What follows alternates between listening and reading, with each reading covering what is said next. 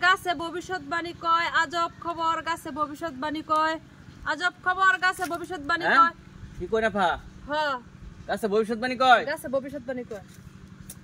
আরে মিয়া, আমনে কি মাগনা হতার বাইন ভবিষ্যৎবাণী টিহা লাগবো 100 টাকা দিলে ভবিষ্যৎবাণী কইবো? হ্যাঁ হ্যাঁ, ধরুন শুনেন।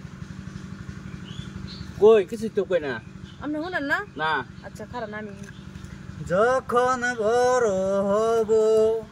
এই যে ভাই আমি ক্লিয়ার শুনতেছি, আপনি শুনেন না? আরে ভাই আমি তো শুনতাছি না কিছু। কস না কিছু কো শুনেন না? আচ্ছা এদিকে আহেন তো দেখি।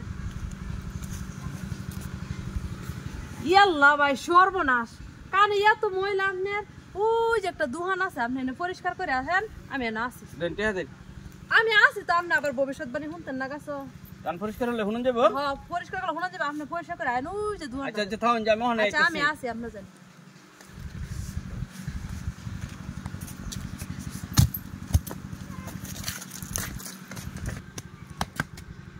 এর কাফ আসিল কই গেল?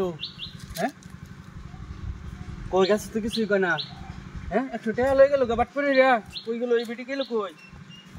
দেখালা কি কামটা করছে? হ্যাঁ আমার মোট ঠকাইছে।